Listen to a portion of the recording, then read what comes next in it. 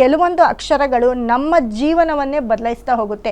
ನಮ್ಮ ಹಣೆ ಬರಹವನ್ನೇ ಟೋಟಲ್ ಆಗಿ ಚೇಂಜ್ ಮಾಡುತ್ತೆ. ಇವಾಗ ನನ್ನ ಹೆಸರು ಕೂಡ ಮೀತಾ ಅಂತ ಬಂದಾಗ ನನ್ನ ಹೆಸರು ಚೇಂಜ್ ಮಾಡಿಕೊಂಡೆ. ಇದನ್ನು ಕೂಡ ನನ್ನ ಕೂಡ ತುಂಬ ಜನ ಮೀತಾ ಅಂಬಾನಿ ಅಂತಾರೆ. ಯಾಕಂದರೆ ಇಲ್ಲಿ ಎಲ್ಲೋ ಒಂದು ಕಡೆ ಆ ಹೆಸರು ಕೇಳಿದಾಗ ನಮಗೂ ಮೈಯಲ್ಲಿ ಪಾಸಿಟಿವ್ ಜಾಸ್ತಿ ಆಗ್ತಾ ಹೋಗುತ್ತೆ. ನಮ್ಮ ಆರ್ಯವರ್ಧನ್ ಅವರೇ ನನಗೆ ಈ ಹೆಸರು ಇಟ್ಕೊಟ್ಟಿದ್ದು. ಅವ್ರ ಮಗಳು ಇವಾಗ್ಲೂ ನನ್ನ ಮೀತಾ ಅಂಬಾನಿ ಅಂತಲೇ ಕರೆಯೋದು. ಸೊ ಆ ಅಂಬಾನಿ ಅಂದಾಗ ನನ್ನ ಮೈಯಲ್ಲೂ ಎಲ್ಲೋ ಒಂದು ಕಡೆ ರೋಮಾಂಚನ ಆಗುತ್ತೆ. ಯಾಕಂದರೆ ಅಂಬಾನಿ ಅನ್ನೋ ಹೆಸರಿಗೆ ಅದು ಸರ್ನೇಮ್ ಆಗಿದ್ರು ಆ ಹೆಸರಿಗೆ ಎಷ್ಟು ಪವರ್ ಇದೆ. ಯಾರು ಕೇಳಿದ್ರು ಹೇಳ್ತಾರೆ ಅಂಬಾನಿ ಫ್ಯಾಮಿಲಿ. ಅವ್ರ ಮನೇಲಿ ಯಾರ ಹೆಸರು ಗೊತ್ತಾಗಿಲ್ಲ ಅಂದ್ರೂ ಅವ್ರ ಸೊಸೆಯರು ಅವ್ರ ಮಕ್ಕಳು ಯಾರೋ ಇರ್ತಾರೆ ಒಬ್ರು, ಇವ್ರು ಅಂಬಾನಿ ಫ್ಯಾಮಿಲಿ ಅಂತಾರೆ. ಅದಕ್ಕೆ ಇರೋವಂಥ ಒಂದು ತಾಕತ್ತು ಯಾಕೆ ಅಂದರೆ ತುಂಬ ಶೈನ್ ಆಗಿದೆ. ಆ ಹೆಸರು ಕೇಳಿದ ತಕ್ಷಣವೇ ಅವರ ಬಿಡಪ್ಪ ಅಂಬಾನಿ ಇದ್ದಂಗೆ ಅಂತ ಹೇಳ್ತಾರೆ.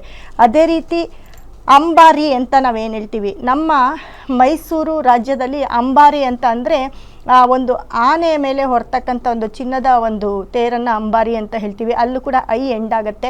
ಎಲ್ಲಿ ಅದು ಜಗತ್ ಪ್ರಸಿದ್ಧವಾದ ಒಂದು ಹೆಸರಾಗಿರುತ್ತೆ. ಅದೇ ರೀತಿ ವಿರಾಟ್ ಕೊಹ್ಲಿ, ಎಲ್ರಿಗೂ ನೋಡಿ ವಿರಾಟ್ ಕೊಹ್ಲಿ ಅಂತ ಅಂದರೆ ಸಣ್ಣ ಮಕ್ಕಳು ನಮ್ಮ ಅಚ್ಚುಮೆಚ್ಚಿನ ನಾಯಕ ಅವರೇ ಆಗಿರ್ತಾರೆ.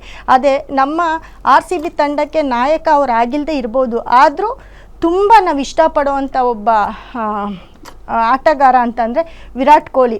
ಅದು ಸಣ್ಣ ಮಕ್ಕಳಿಂದ ತುಂಬ ಏಜ್ ಆಗಿರೋರು ಕೂಡ ಯಾರು ಹೊಡಿತಾ ಇರೋದು, ಯಾರು ಆಡ್ತಿರೋದು ಅಂದರೆ ವಿರಾಟ್ ಕೊಹ್ಲಿ ಅಂದರೆ LI ಅನ್ನೋದು ಎಂಡ್ ಆಗಿರುತ್ತೆ.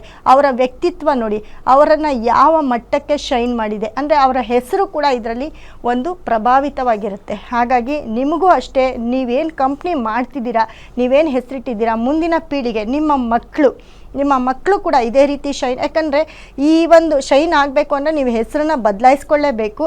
ಮತ್ತು ಹೆಸರಿಟ್ಟಿಲ್ಲ ಅಂದರೆ ಒಂದು ಡೇಟ್ ಆಫ್ ಬರ್ತ್ ಪ್ರಕಾರ ಈ ಥರ ಇನ್ನೂ ಟೆಕ್ನಾಲಜಿ ಮುಂದುವರಿತಾ ಇರುತ್ತೆ. ಹಾಗಾಗಿ ಇನ್ನೂ ಒಳ್ಳೊಳ್ಳೆ ಹೆಸರುಗಳು, ಅವ್ರಿಗೆ ತಕ್ಕಂಥ ಹೆಸರುಗಳು, ಇದರಲ್ಲಿ ಬರ್ತಕ್ಕಂಥದ್ದು, EE ಪಾಸ್ ಆಗ್ತಕ್ಕಂಥದ್ದು, ಐ ಎಂಡ್ ಆಗಿದ್ದರೆ ಮಾತ್ರ ಸಿಕ್ಕಾಪಟ್ಟೆ ಶೈನ್ ಆಗ್ತಾರೆ.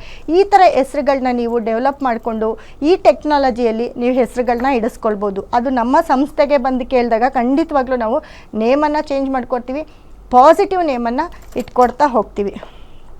ಅದೇ ರೀತಿ ನರೇಂದ್ರ ಮೋದಿಯವರು ಯಾರು ಕೇಳಿದ್ರು ನರೇಂದ್ರ ಮೋದಿಯವರು ಅಂತ ಯಾರೂ ಹೇಳಲ್ಲ. ಎಲ್ಲರ ಬಾಯಲ್ಲೂ ಮೋದಿ ಅಂತ ಅಂದರೆ ಅಲ್ಲೂ ಕೂಡ ಎಂಡ್ ಆಗಿದೆ.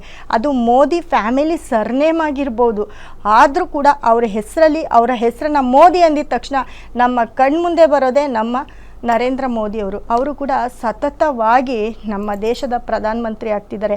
ಅದಕ್ಕಿಂತ ಬೇರೆ ಉದಾಹರಣೆ ಬೇಡ ನಿಮಗೆ. ಯಾಕಂದರೆ ಅವ್ರ ಹೆಸರಲ್ಲಿರೋ ಅಂಥ ಒಂದು ಗತ್ತು, ಮೋದಿ ಅಂತ ಬಂದಮೇಲೆ ಅವರು ಸಿಕ್ಕಾಪಟ್ಟೆ ಶೈನ್ ಆದರು. ಅವ್ರನ್ನ ಆ ಒಂದು ಪ್ರಧಾನಮಂತ್ರಿ ತೆಗಿಯೋಕ್ಕೆ ಯಾರ ಕೈಲೂ ಆಗ್ತಾನೇ ಇಲ್ಲ. ಅಂದರೆ ಅಷ್ಟು ಬಲವಾಗಿ ರಾಜ್ಯವನ್ನು ಆಳ್ತಿದ್ದಾರೆ, ದೇಶವನ್ನು ಆಳ್ತಿದ್ದಾರೆ.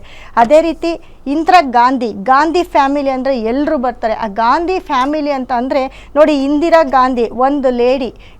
ಗಾಂಧಿ ನಮ್ಮ ಒಂದು ದೇಶವನ್ನು ಆಳಿ ಹೋಗಿರ್ತಕ್ಕಂಥ ಒಂದು ಹೆಂಗಸಾಗಿರ್ತಾರೆ.